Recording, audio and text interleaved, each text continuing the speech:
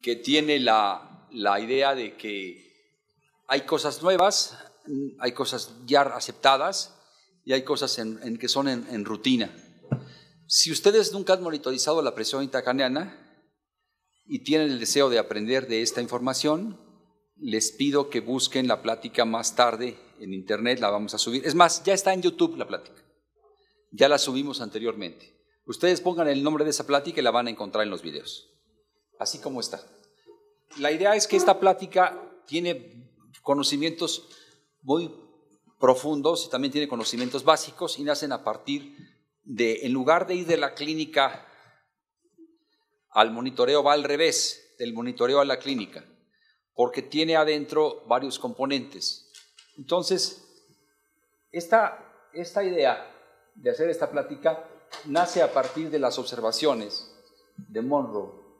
Monroe, esta teoría de Monroe, se juntó con la de otro autor, que es Kelly, años después.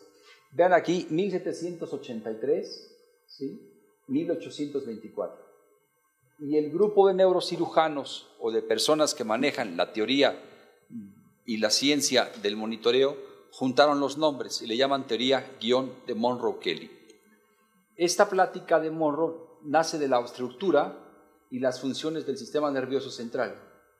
Y aquí tenemos otro tema, en 1824, de 3 individuos que presuntamente se ahogaron en una tormenta y sus cuerpos se descubrieron y les hicieron la autopsia.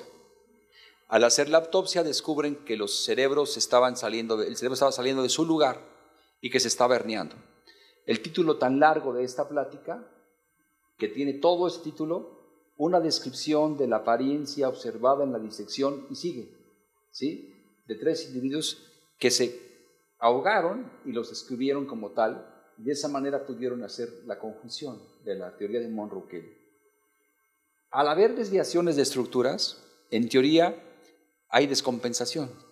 Entonces, hipertensión endocraniana, traducida desde el punto de vista de los componentes que representa, quiere decir son las relaciones entre las fuerzas.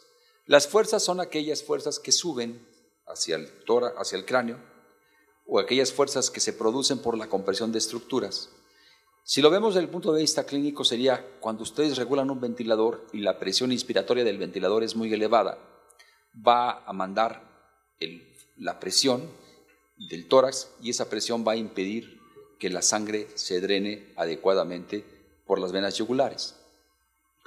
Entonces, el equilibrio entre las fuerzas. Yo toso, esa presión se transmite a la cabeza e impide el descenso y puede bloquear y aumentar la presión intracraneana. Yo aspiro a mi paciente intensamente, lo aspiro del tórax, el paciente no está bien relajado y va a toser y se va a mover y va a impedir el drenaje de las vías aéreas. Yo le tuerzo al paciente el cuello del lado izquierdo hacia el lado derecho de forma aceptable y cuando le tuerzo el cuello se bloquea el drenaje. Yo le doblo la cabeza hacia adelante a un niñito o yo levanto al bebé y le doblo las piernitas y las piernitas caen sobre el abdomen y entonces hago compresión al drenaje en el bebé. Entonces son muchas las fuerzas que podemos ejemplificar. Las fuerzas son un componente, pero hay otros componentes que son los espacios. Hay diferentes espacios, está el temporal, el occipital y el parietal. El más chiquito de todos los componentes es el temporal. En ese espacio temporal, que son 150 mililitros, agrego una masa más y esa masa ocupativa más va a desplazar a otras estructuras. Entonces el espacio se borran las cisternas subaracnoideas o perimesencefálicas, donde hay líquido cefalorraquídeo, y al borrarse se oprimen los espacios. Y también los componentes. El volumen de los componentes es cuánto hay de sangre, cuánto hay de líquido cefalorraquídeo. 75% del componente sanguíneo es venoso y 25% es arterial. Si hay desplazamiento de estructuras, se va a desplazar primero el sistema venoso, que es el mayor, en ese tamaño de estructuras. Y todo esto sin capacidad de compensación espacial, entonces se pierde. Pero hay un componente más que esta teoría de Monroe-Kelly no tomaba en cuenta, que es el componente metabólico. Nosotros ahora ya tenemos equipos de neuromonitoría con los que puedo inferir cuánto está entrando de oxígeno, cuánto está saliendo de oxígeno, qué aminoácidos o qué sustancias se están produciendo o qué sustancias no se están degradando. Entonces, esta es una introducción de qué es lo que vamos a ver. ¿Qué representa? Pues representa, si hay descompensación, la afección en el líquido cefalorraquídeo. Este es el componente más pequeño, este representa como un 10%. Ese 10%, sin embargo, cuando se acumula y se produce más líquido y no sale, no se reabsorbe, va a perder. En las clases pasadas les dieron fisiología del líquido cefalorraquídeo y se acuerdan que se producían ¿cuánto por hora? ¿Se acuerdan? 20 mililitros por hora, más o menos. Si esa cantidad de líquido no se produce, va a haber problemas, porque el líquido se produce y se reabsorbe, se tiene que reabsorber.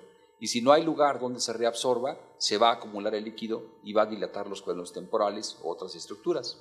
En el parénquima, que es el componente esponjoso, tiene cierta capacidad para retraerse, y en los vasos, aquí entran las arteriales y las venosas. Entonces, todo esto se afecta. Ahora, ¿por qué monitorizamos? Pues porque queremos ver la influencia de los factores de lesión secundaria. Si nosotros tenemos un paciente con hipoxia y hipotensión, un paciente hipóxico, recuerden que en la clase pasada vieron con Sergio Aguilera que se alteraba la autorregulación y que los vasos se vasodilatan cuando tenemos hipoxia o hipotensión. Entonces eso se llama congestión. Ese paciente que llega hipóxico o hipotensión, que lo vamos a tratar bajando la tasa metabólica, sedándolo, y que lo vamos a tratar con manitol, corrige rápidamente si hubo periodos de hipoxia no tan aceptables de todos modos, y en lugar de que sea congestión, es una situación, perdón, en lugar de que sea edema, que es más difícil de quitar, simplemente es congestión, eso lo quitamos con el manejo inicial que damos al paciente. La congestión es dilatación de las estructuras, eso se trata, es problemas. Entonces, medimos con el monitoreo de la presión intracraneana, es cuanto más un paciente ha estado hipóxico o hipotenso. Les va el ejemplo. Yo de Ecatepec a México, aquí a la Ciudad de México, al Distrito Federal, que me mandan el paciente y me lo mandan en ambulancia y el paciente llega con el CO2 alto y con hipotensión o hipoxia, un traslado no correcto, en ese paciente que yo veo en las hojas del expediente, ya con ese simple hecho, yo ya voy a saber que ese paciente va a tener hipertensión intracraneana cuando se la monitorice. Es bien evidente, nomás basta con que digan, ¿de dónde viene? ¿Lo trajiste intubado? ¿Le aspiraste las secreciones? ¿Te llegó chocado el paciente? Ese paciente ya tiene más congestión que otro que lo trasladaron adecuadamente y va a estar, la hipoxia en 20 minutos de hipotensión edematiza el cerebro, se produce congestión y más tarde edema. En esa forma es como se circus. Entonces ustedes chequen su expediente, revisen de dónde llegó, no lo intubaste, broncoaspiró, ese paciente va a tener hipertensión endocraniana clarísimo y va a estar congestivo y va a estar dando los problemas. Ese paciente es el que más tenemos que cuidar para ver si lo podemos rescatar. Si no lo podemos rescatar al paciente es porque se van sumando factores, hipoxia, hipotensión, no monitoreo, inexperiencia, falta de cuidados, el paciente se viene abajo. Entonces, una de las conclusiones de por qué monitorizar la presión intracraneana es cuánto el paciente va a tener de cifras de presión intracraneana cuando yo lo reciba. Por eso es la influencia de los factores de lesión secundaria. Entonces, otra situación es la producción, evolución y severidad de un gradiente de herniación y compresión. Voy a explicar esto. El cerebro se compensa de espacios de un lado a otro lado. Si el paciente se encuentra edematizado, va a haber vectores. Desde abajo hacia arriba, el vector. ¿Sí? ¿Por qué así? Pues porque hay efectos de congestión abajo del líquido. Entonces, el vector se desplaza, comprime las arterias y aparece la pupila y el paciente se paraliza. Entonces, yo tengo problemas aquí de gradientes. Hay gradientes de presión. Gradiente quiere decir la fuerza que está comprimiendo. Eso es lo que quiere decir. Entonces, si yo pongo el monitor de presión intracraneana en la zona del hematoma, voy a tener un gradiente de presión. Gradiente quiere decir diferencia. De la derecha a la izquierda y lo voy a poner en el lado de la lesión, donde se encuentra la lesión.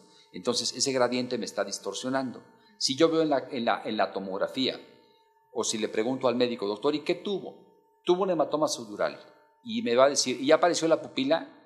Ya hay una herniación de lo que vimos anteriormente y está teniendo gradientes de presión ese paciente. Entonces, mi objetivo es más todavía de protección. Si el paciente no tiene datos de gradientes en la tomografía, de fuerzas de desplazamiento del parénquima, ese paciente va a tener menos hipertensión endocraniana. Por eso es que la presión, el monitoreo de la presión intracraniana representa la producción de gradientes y de compresión. Y la otra estructura con la que se está relacionando ya es con el metabolismo y con la compresión. Con el metabolismo lo vamos a estudiar en parte por el oxígeno que entra, el oxígeno que sale y cuánto el gradiente afecta a la compresión. Y por último, es una guía diagnóstica porque me permite decir, tengo un hematoma subdural que me produce tanto de hipertensión endocraniana o tengo un infarto cerebral en el paciente y me está dando tantos problemas, me va a seguir para el manejo y luego para el pronóstico. Estas 5 renglones nos llevan casi varias horas de estudiar. Entonces, veamos la parte arterial. Vamos a ver.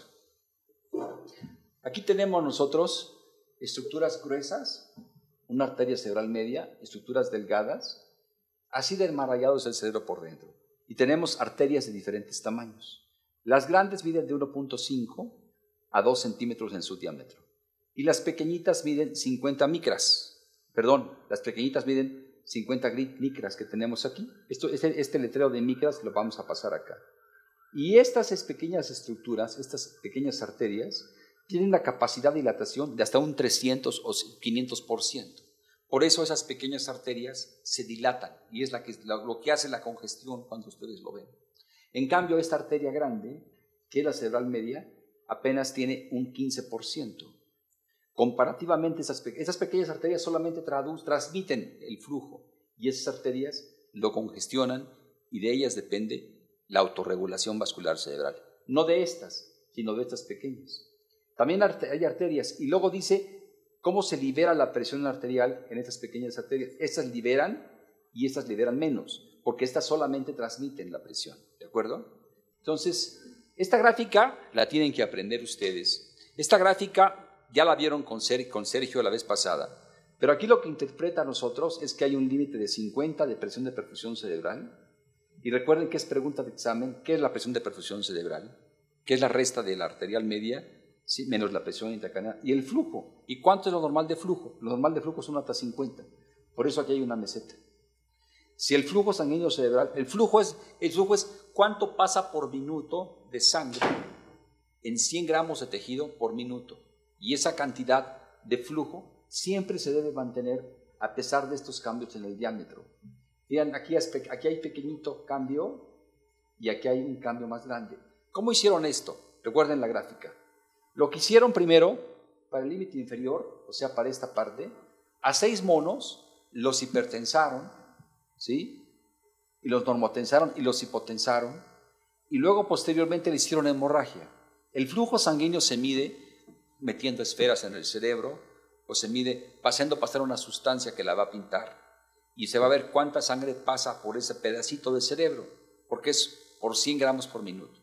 Y entonces, en este rango de presión de 50, el flujo con hemorragia controlada permaneció constante hasta que la presión arterial media disminuyó a 45.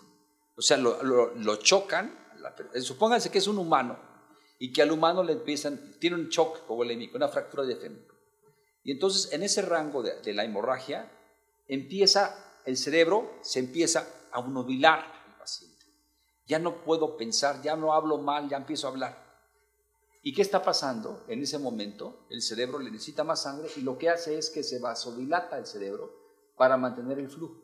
Si la arteria del fémur es cerrada, en ese momento el paciente controla su hemorragia, se cierra y el flujo se mantiene y vuelve otra vez a regresar en el método de las arterias. Entonces, los autores de este artículo se dieron cuenta que hasta aquí ya no había compensaciones y cambios en el diámetro de las arterias. Pasémoslo al otro extremo que tenemos acá. Aquí fueron 19 gatos a los que se les hizo hipertensión arterial. Esta maniobra la vamos a hacer en el taller. Tenemos al cerdo dormido, sedado, va la presión para arriba con medicamentos para hipertensarlo y luego va la presión para abajo. Y vamos a ver que en ese rango la presión arterial se mantiene y el metabolismo se mantiene y el flujo se mantiene. ¿Por qué? Porque vamos a poner monitores para oxígeno y vamos a ver que se mantiene el flujo que está pasando de oxígeno. Entonces, esta meseta me permite decir hasta cuánto. Esta meseta, esta plática, este pedacito de plática es muy importante para manejar los antihipertensivos. Lo vamos a ver más tarde, enseguida. ¿Por qué razón? La idea es que tenemos nosotros un rango de flujo entre 50 y 150, se mantiene el diámetro de los vasos cambiante y el flujo se mantiene. Pero aquí ya no. Aquí el diámetro ya se alteró y acá también el diámetro se alteró. Cuando viene una lesión en el cerebro, esa lesión que produce la lesión, me cambia las circunstancias y el cerebro lo que necesita es tener una capacidad de que alguien me compense si me baja el flujo. Y la respuesta, aquí lo estamos viendo, sube la presión intracraneana en este momento y lo que hace el cuerpo humano es autonómicamente sube la presión arterial y compensa la reducción en el flujo por el aumento en la presión intracraneana y se mejora el paciente. Esta respuesta de compensación se produce frecuentemente que baje el flujo. El cerebro dice, en la triada de Cushing que vimos anteriormente, dice, compénsame. Entonces activa el sistema nervioso autónomo y aumenta la presión arterial media. Se produce y baja la presión intracraneana. Me está subiendo la presión, entonces lo que hace es subirla. Y aquí está la presión de perfusión cerebral consecuentemente bajando. En esta situación aquí ya no hay el mecanismo de compensación y la presión arterial media es la que gobierna al cerebro. Si la presión arterial media sube, vean cómo cae cada pico, cae con su sube o baja con su correspondiente aumento en la presión intracraneana. Esa situación ya no hay la suficiente autorregulación. Miren el cambio de los diámetros. El diámetro es igual, ya no hay la pendiente, ya no hay la meseta que teníamos. Entonces, esto es una situación terrible porque ya no hay autorregulación y el paciente se pone mal. Los mecanismos que van a alterar la presión arterial media fueron descritos por un autor que se llama Michael Rosner. Michael Rosner utilizó una ley que se llama de Poiseuille. La fuerza es igual a la presión de entrada, la presión de salida, contra las resistencias que impiden. Yo voy a hacerlo así, yo voy a empujar, aquí estoy empujando mi mano, y empujo mi mano, esa es la resistencia que están ofreciendo los vasos. Y puede haber una diferencia de presión alta, una diferencia de presión venosa menor, y esta resistencia es la fuerza que se impide al tránsito. Esto sería en física.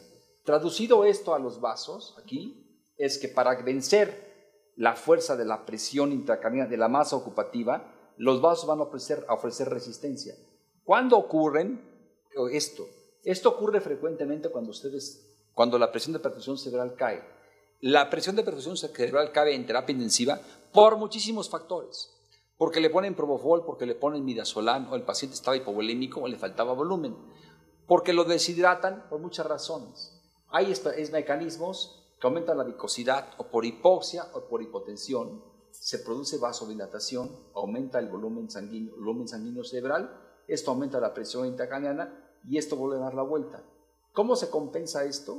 ¿Sí? De alguna manera bajando el volumen sanguíneo cerebral y disminuyendo la viscosidad, que aquí aumentó. O sea, los mecanismos que se produjeron aquí son los contrarios para mejorar nuevamente el flujo sanguíneo y que no haya tanta resistencia. En otras palabras, lo que quiero decir es que nosotros en terapia intensiva tenemos herramientas por distractores muchas veces que no nos damos cuenta que hacemos que baje la presión arterial media y en el momento en que baja la presión arterial media le entra menos flujo al cerebro y él quiere compensar. ¿Cómo demostramos esto? Sería la pregunta que les quiero dejar con el monitoreo de la presión intracraneana. ¿Cómo demostramos que está ocurriendo esto? Pues muy fácil. Nos vamos a ver si cae el pico y corresponde con la presión arterial media, si el paciente ya cargó la presión arterial media, o si hay mecanismos de compensación. Entonces lo que tienen que hacer ustedes es ir a ver en la parte posterior, en la tendencia, qué está ocurriendo. ¿Cuántas espigas tuvo el paciente en el transcurso de 1 hora, por ejemplo, o de 2 horas? Si la presión intracraneana tuvo picos importantes de aumento, y esos picos, ¿por qué se produjeron? Se van a producir casi generalmente porque bajó la presión arterial media y quiere haber compensación. Entonces, a través del monitoreo se pueden dar cuenta de lo que está ocurriendo. Vamos a verlo aquí. Yo aquí tengo un incremento en la presión intracraneana, tengo un incremento en la presión arterial media. Vean, esta espiga de la presión arterial media produce los mismos efectos en la presión intracraneana acá. y los vuelve a producir aquí y los vuelve a producir aquí.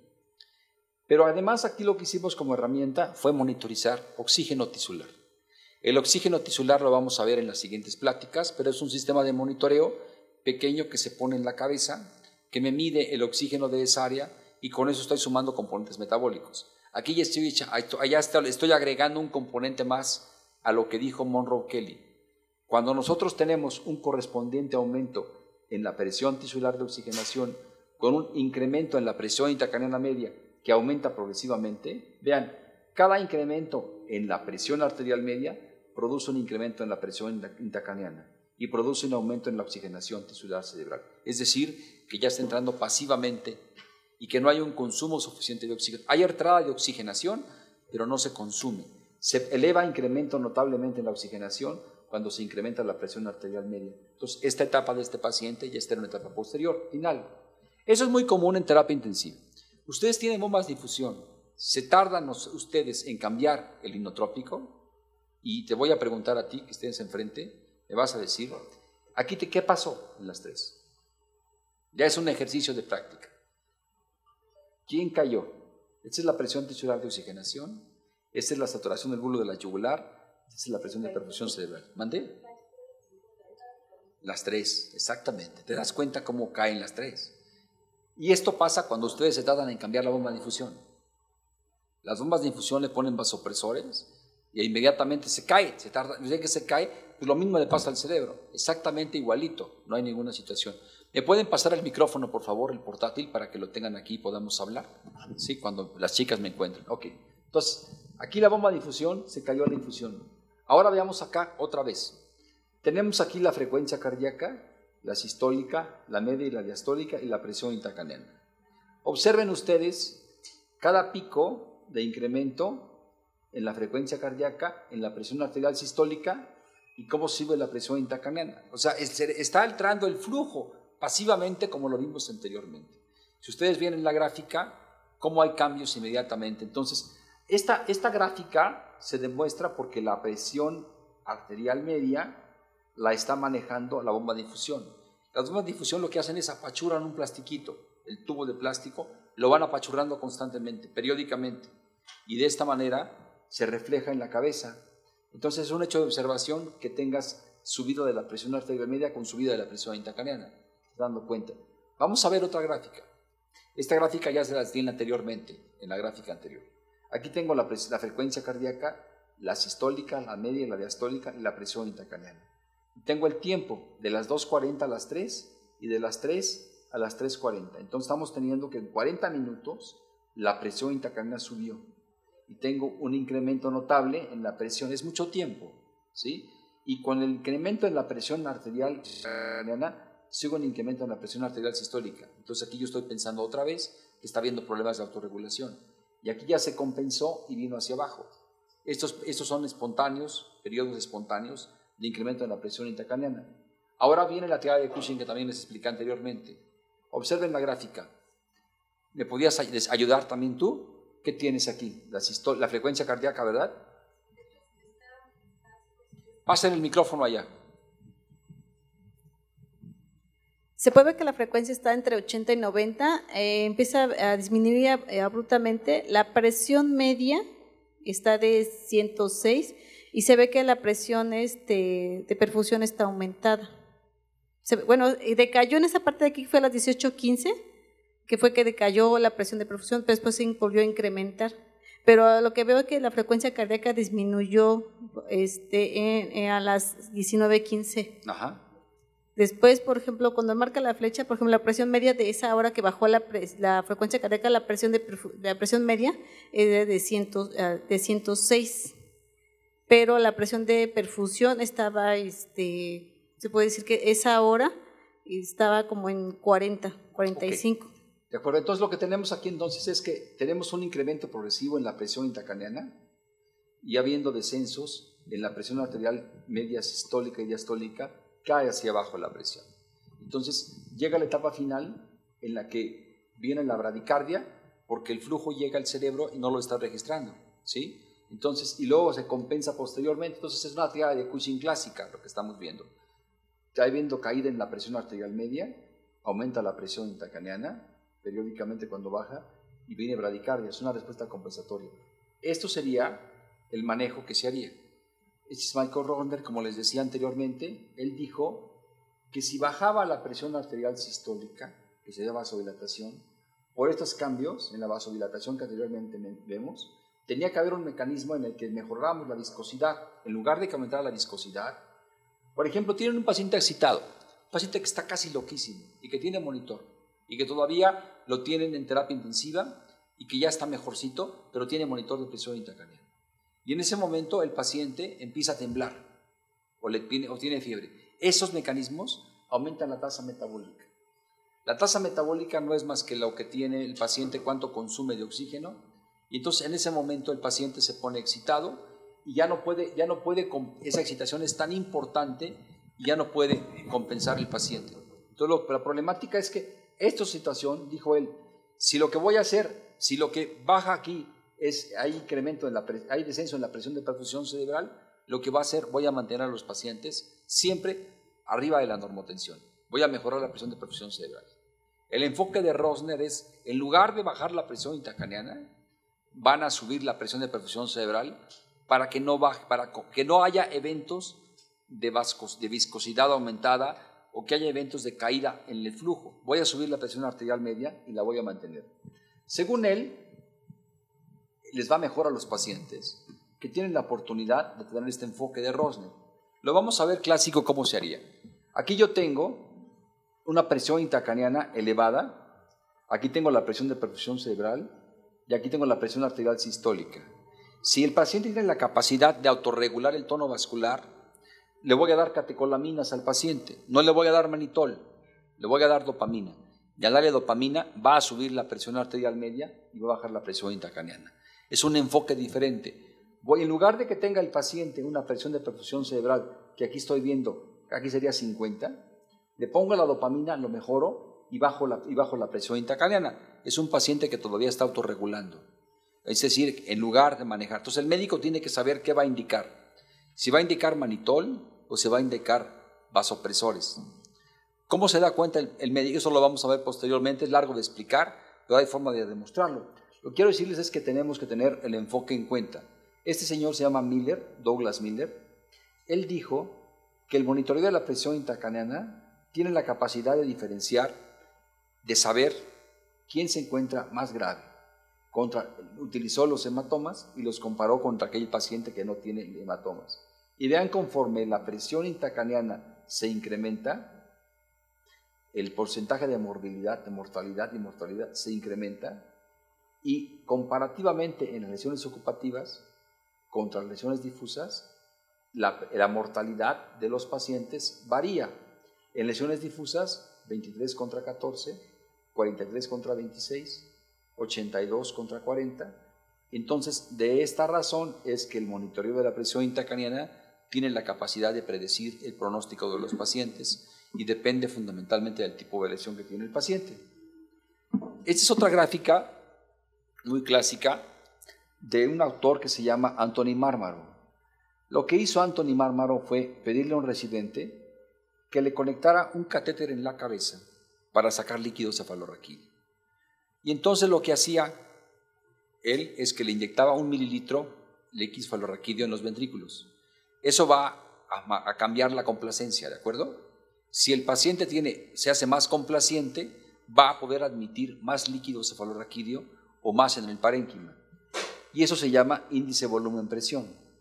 Cuando la presión intracraneana baja con el uso de un bolo de manitol, el efecto empieza en ustedes. Ya para los 15 minutos, el cerebro se hace más complaciente de 10 a 17 y de 31 a 22 baja la presión intracraneana. A los 30 minutos, en 20, a los 45 es el efecto máximo de lo que tienen de manitol, pero el efecto empieza inmediatamente. Entonces, si ustedes van en la terapia intensiva y conectan manitol, esperen el efecto del manitol a los 10-15 minutos. Empieza a bajar. Y el efecto máximo se presenta a los 45 minutos. ¿Sí? Entonces, ¿a qué hora le pongo el manitol? O sí, me dicen que cada 6 horas. A ver, doctor, yo ya tengo monitoreo de presión intracraneana. Mire, vi esta gráfica que tengo aquí y la presión intracraneana va subiendo. Ya no esperen más de 10 minutos a ver en la pantalla el monitor y agreguen el manitol inmediatamente en el paciente. Y esperen el efecto del manitol que va a bajar. ¿Cuándo responde el manitol? Cuando el cerebro tiene el suficiente volumen que le queda y cuando hay espacio en el cerebro. Entonces, lo que hizo Anthony Marmaro es que le puso el índice volumen-presión y se dieron cuenta que conforme entraba el manitol, el cerebro podía tolerar más adición de volumen, no 1 mililitro, sino más mililitros en el ventrículo. Y el índice de complacencia cerebral, el índice volumen-presión, lo estamos viendo que se vuelve otra vez a regresar al efecto. Miren, estaba en 10 y aquí ya está en 11 a los 180 minutos. Entonces, alguien dijo, doctor, pues en base a esta gráfica que usted hizo, en lugar de monitorizar la presión intracraniana, porque me involucra trabajo, voy a ponerle manitol cada 4 horas. De ahí el esquema de cada 4 horas o cada 6 horas de manitol, porque viene el efecto máximo que empieza aquí y termina, porque la complacencia otra vez es igual, casi igual, a los 180 minutos. Sin embargo, no todos los pacientes son así. Los pacientes tienen que monitorizarse en forma adecuada y estar viendo lo que está pasando en los pacientes. La presión intracraniana está en 31 y acá está en 24 al final. Y el otro componente que se altera es la osmolaridad sérica. Ustedes van a tener una plática de osmolaridad sérica más tarde para que estén viendo. La osmolaridad sérica se puede medir, se puede calcular. La osmolaridad sérica, para calcularla se necesita la glucosa, el sodio, la urea, son los componentes. Entonces, sodio, glucosa y urea, porque son los osmolitos más importantes. Ustedes pueden pedir una osmolaridad sérica al laboratorio y si no la pueden calcular. Y con esos 3 componentes, esa clase se las vamos a dar posteriormente, porque esta clase involucra tener, vean les repito que no deben pasar nada más, recuerden, no más de 320 de osmolaridad sérica, porque si no ya están pasando el límite superior. 299 a 308 y la viscosidad, si el paciente tiene el suficiente volumen, empieza a cambiar. Con una biometría hemática seriada pueden darse cuenta cómo va cambiando la viscosidad. ¿Por qué? Porque el manitol produce cambios en la viscosidad del paciente. Ahora, vamos entonces del otro lado. Ya vimos ahorita lo que puede alterar y mejorar la complacencia y los vasos. Cuando los vasos se rompen, que son los sitios donde más se rompen, ¿se acuerdan de la clase en la mañana del doctor Daniel Godoy? Cómo había en las resonancias magnéticas manchitas blancas, ¿de acuerdo? Pues las arterias que se rompen son estas. Y esta parte corresponde a lo que se llama el putamen, el tálamo, que corresponde aquí al putamen y al tálamo que está aquí. Tálamo quiere decir cama en griego. Cama quiere decir me gobierna mi mujer en la casa. Entonces, si yo no tengo trabajo, yo no llevo el salario, el tálamo se enoja y entonces el diencéfalo se rompe y entonces sangra. Y las estadísticas del sangrado son 43% ocurren en este sitio, tálamo 14.5%, herniación cerebelosa, protuberancia. Entonces, estos son los sitios de sangrado. Entonces, ¿para qué vemos esto? Pues porque anteriormente vimos autorregulación vascular. Ahora vamos a jugar del lado extremo, del lado de las elevaciones importantes en la presión arterial media. Aquí se rompen los vasos. Y los vasos se rompen porque hay pequeñas deformaciones en los vasos. Son los sitios, miren, caudado, núcleo caudado, protuberancia, estamos hablando, sí, son los sitios donde más se rompen. Y aquí entramos a 2 situaciones que ustedes ven en terapia intensiva muchas veces. Llega un paciente con una hemorragia cerebral en la cabeza y el médico les dice, bájale la presión arterial media, le das la nifedipina debajo o le das captopril y lo mantienes de esa manera. La problemática es que no existe todavía un acuerdo en cuanto hay que bajar la presión arterial media. Hay dos teorías y hay estudios que han publicado sobre esos 2 rangos. Unos dicen, tenemos que bajar este estudio japonés contra este otro estudio. Y aquí decían, tenemos que bajar, si la presión arterial media está en más de 170 o en más de 200, ¿sí? Vean aquí en cuántos, la idea es, lo curioso es que cuando ocurre este sangrado, perdón, me equivoqué, este sangrado aquí, este sangrado se incrementa en horas. Entonces, aquí lo que vemos es cuánto crece el hematoma y cuánto. La idea es comparar en qué límite de presión arterial media crecía más el hematoma. y vamos a ver las cifras. Si yo dejo que el paciente, que la presión arterial sistólica la baje cuando está en más de 170 o en más de 200, acuérdense la sistólica. Entonces, aquí, al irla bajando, tengo en 176, 14.3, 13.6 y 8.4.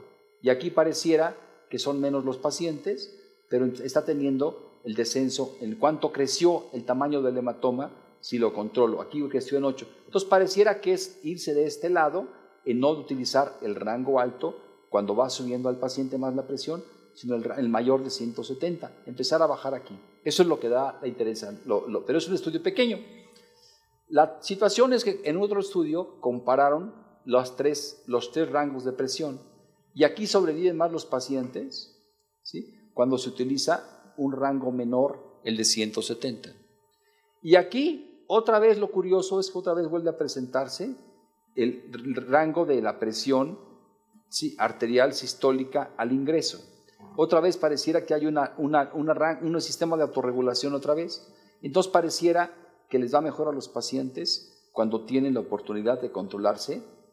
Parece otra J, le estamos viendo aquí sería otra J, que parece que deben tener mayor mortalidad en los extremos, cuando bajamos la presión arterial media notablemente y cuando la bajamos de la sistólica muy alto también. Entonces la idea sería mantener un 20 o 30% de lo que el paciente tuvo de presión arterial sistólica. Será la conclusión de todo. Y para esto, para llegar a esa conclusión, se sacó en base a la autorregulación. Si ven otra vez, está en el rango en el que se tiene que controlar la presión. Por bajarla mucho, el paciente se pone mal. No bajarla del otro lado, también se pone mal. Entonces la idea es utilizar un rango aceptable, un 20 o 30% de lo que tiene el paciente anteriormente. Entonces la autorregulación, los pacientes con autorregulación disminuida o ausente tienen mayor riesgo de isquemia, si hay hipotensión. ¿Se acuerdan en conclusión? Y cuando la autorregulación está disminuida, los incrementos súbitos pueden tener problemas también. La autorregulación determina la respuesta al manitol, a las drogas. Si el cerebro ya tiene la etapa de autorregulación perdida, el manitol ya no va a funcionar. Por eso es importante que esté la presión arterial media en forma aceptable en el paciente para que funcionen las drogas. Si no lo controlamos va a haber problemas. Todas las drogas, el manitol, la solución hipertónica, hasta la sedación, tienen que ver con la autorregulación vascular cerebral. Luego utilizamos fármacos, muchas veces aquí en México no tenemos muchos de esos fármacos intravenosos, fentolamina, trimetafán. El nitroprusiato generalmente lo usamos porque tiene cambios en la presión intracraneana, produce vasodilatación y aumenta la congestión, pero utilizamos todas estas drogas. Agentes antihipertensivos usados. Aquí lo que tenemos aquí en México es, ¿qué tienen ustedes en su hospital? Enalapril, captopril, nifedipina, ¿qué otra cosa tienen? Temisartán, pero intravenosos. ¿Intravenosos qué tienen aquí? Nitroprusiato, pero este nitroprusiato, cuando hay pacientes que tienen hipertensión endocraniana, no es conveniente darlo. Hidralacina también tienen. En cambio, podríamos utilizar en forma intravenosa, esto es lo que hay aquí intravenoso. Aquí hidralacina hay intravenosa y hay oral. Son más fármacos intravenosos. Los pocos que hay en México, generalmente los manejamos en hospitales públicos con medicamentos por la boca. Entonces, estos son todos estos fármacos tienen que ver con la autorregulación. Pues si no hay autorregulación, no va a haber el descenso en la presión arterial o va a aumentar la presión intracraneana como respuestas. Otro de los mecanismos interesantes que tenemos que estudiar y que también tiene su gráfica es el CO2. Si el CO2 aumenta, el flujo sanguíneo cerebral aumenta. Yo tengo un paciente con CO2, 3 costillas rotas, contusión pulmonar, lesión craneal, ese paciente va a subir el CO2 forzosamente. Paciente que broncoaspiró puede subir el CO2. Paciente que trae una neumonía de tiempo atrás y que estuvo en la terapia intensiva tiene el riesgo de subir el CO2. ¿Por qué CO2? ¿Por qué lo vamos a quitar el CO2 elevado? Porque aumenta el flujo sanguíneo cerebral y me provoca congestión cerebral y tenemos problemas. Entonces, la propuesta es importante. Otro de los mecanismos que tenemos aquí, que podemos tener en cuenta, es el cerebro sano. Y este mecanismo, esta plática ya la vimos anteriormente. Les quiero pedir un favor. Voy a hacer algunas cosas ahorita, regreso en 10 minutos, tengo que ir a trabajar al otro hospital, checo y me regreso. ¿Ya está? ¿O qué hacemos?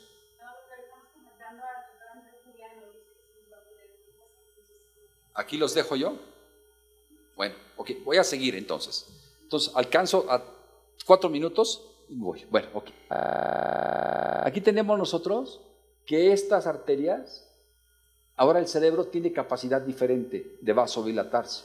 Si estoy en el puente y lo pongo hipercapnia al paciente o hipocapnia, cambia el flujo sanguíneo cerebral, va a cambiar. El flujo sanguíneo cerebral es la respuesta. Habíamos visto que era pareja, sube el CO2, aumenta el flujo sanguíneo cerebral. Y aquí lo curioso es que cada órgano se maneja en forma diferente.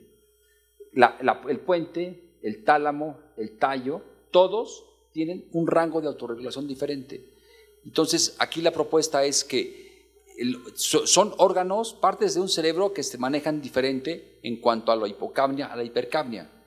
Los que están más abajo, el puente, el cerebelo, el tálamo, la protuberancia, tienen una capacidad mayor para recibir más flujo, ¿sí? Y los que están en ciertas zonas tienen capacidad, pero eso trae implicaciones importantes porque el hiperventilo demasiado. ¿Han visto ustedes, por ejemplo, cuando llega el ambulante del piso, cómo llega con el ambú? Pum, pum, pum, pum, pum, lo están ventilando.